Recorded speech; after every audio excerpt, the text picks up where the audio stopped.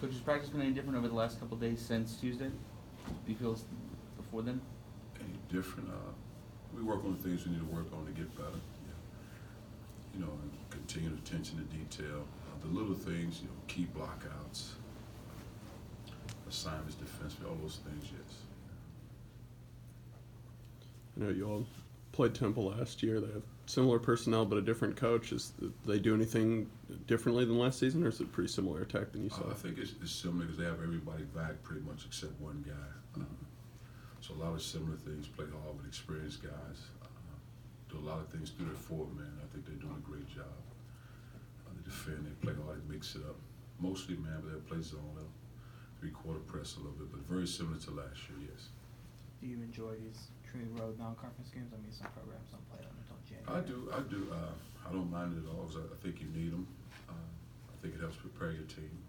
You're going against a talented team, plus a team with a tremendous amount of history also. When you look back at some of the missed threes lately, you mentioned that maybe the line does have an impact. Do you think it does, just leaving some shots short?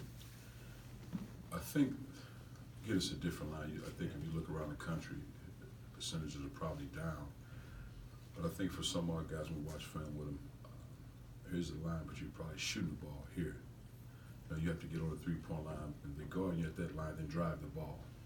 It doesn't necessarily mean continue to move back. Now it makes it a tougher shot. So those are the things that guys have to focus on in the game. Get your feet on the line, feet down. You don't get an extra point for it if it goes in deeper. Feet on the line, drive the ball, make the next play. And that's where we spend a lot of time with our guys, understanding that you can't, especially when you're struggling with that shot. If you're shooting 45-50% from three, you shoot them like that's different. When you're struggling to make that shot and you continue to go out further, it makes it harder. I mean, outside of the corner three, which is best percentage-wise threes, of course you can't go any further back, but on the perimeter you have to get your feet down, get on the three-point line. If they own you like that, then drive the ball. How do you guys address your slow starts and you struggle to get going? You know, we watched, we actually, 2 games in Kansas City, the last one, and then we actually went back to the Xavier game just to kind of see if there's a timeline, especially the first 7 to 10 minutes. And then just this one specifically, like Mark's first 4 shots I thought were open, 3 open threes, and he missed the layup at the rim. So those are good shots. You go to Xavier, slow starts with turnovers. Oklahoma game, Oklahoma and Butler pretty much, their 5s make a couple of threes. It's like 18 points from their 5 spots. It kind of changed the game, how you defend. Knowing the scouting report, especially Oklahoma's guy, he makes threes. But it comes down to, do you switch that early, or you see if you make it 3? Because what happens, you switch it early, now you put Jeremiah in a situation where he's guarding a smaller point guard. So, but I think offensively, it's just, I think there was some open looks, but outside of a turnover here and there,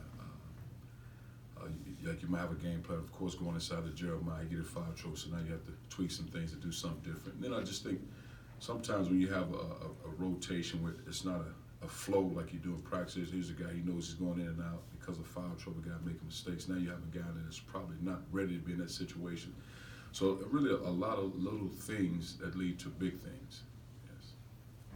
You feel like your team it's kind of a mental toll there, right? In terms of the slow start and kind of getting punched in the I think confidence is everything. I mean, I've always said, I understand that for me as a player, when you play with a level of confidence and you're a different basketball player. So I think that's outside of supreme confidence from each individual guy, because with anything, especially a guy that shoots balls, you miss a couple shots, you start to doubt yourself. You turn the ball over, you start to doubt yourself on the next play. You got to make plays. In Jeremiah's case, if I foul here, I don't want to foul, so now I'm tentative. So a lot of little things leads to big things, and then you dig yourself holes, and now you fight to get back in the game. So I just think really getting off to great starts, and I think it comes down to the attention to detail, and setting an aggressive tone early. You don't want to be in some situation where you're on your heels early. You got to be aggressive. You set the tone, and that's how you have to play this game. Play it the way you played in practice. Is it nice for you guys to get back out there when experiences away from here haven't gone your way this season? Is it nice to kind of maybe get over that hump? I always just like to get out there. I mean, I enjoy practicing. I enjoy games. If you enjoy this, then you want to get out there anyway. I mean, it's basketball. You can play every other day. You like to do that. Kind Cuonzo, was there one or two guys you looked to set that aggressive tone? I mean, you had Jordan in the past that could do that naturally. Well, I think, really what I think Mark and Drew, they have those abilities. And I think Mark has really grown from the standpoint, even if he's not making shots, he's trying to do other things, he's trying to be vocal. And that's not easy for him. And Mark's more than a shooter. But in most cases, when you're a guy that shoots balls and it doesn't go in, you're not the same player. But I think Mark tries to bring other things to the table, trying to drive the ball. And I think Drew has to be a tone setter for us. I think he's been inconsistent because of fouls and taking himself out of plays and out of games. And we need him to be an aggressive scorer as well. But I think those two guys can kind of set a tone for us. You mentioned Drew's fouls. Is there any one thing you look for him to cut down in that regard, or is it just kind of mental? Well, I wouldn't necessarily mental because he's an intelligent player. I think the gambles here, the reaches here and there, just unfortunately he got away with it a lot when he was sitting out. Mm-hmm. And it was fun because he gave guys different looks.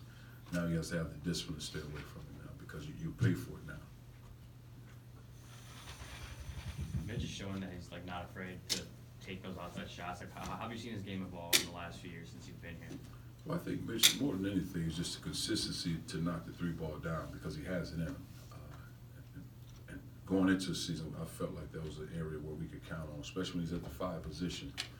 Now, in some cases, depending on some teams, he might be giving up a little bit defensively for his strength, but not because of what's going on, because he knows what's going on defensively. So if he's able to do that at the 5 position, open things up for us. But now we have to get him to a point, sometimes when he's at the 4, to be able to do the same things, but he should be an advantage for us with his size, his length, and his experience. But I mean, he's putting the work into it, so I wasn't shocked when he made those shots. But it's just, in his case, he has to be in heavy rotation to get confidence. But then the other part is the confidence and understanding I belong on the floor consistently. And I think that's the key. You talk about him being comfortable at the 5. Like, how much of a luxury is that for you when you want to go those small ball lineups and be able to put him at the 5 where you can still hop out and defend? I think it really helps when you make those shots. You've seen teams we play, Oklahoma, for example. Even Charleston, they had the smaller guy make a couple of threes. It changes the way you have to defend at that point. And you have to take an advantage. You have to decide if you're going to switch it or you pick your poison. And if he's able to make that shot at the 5 spot, it is an advantage for us. Anything else?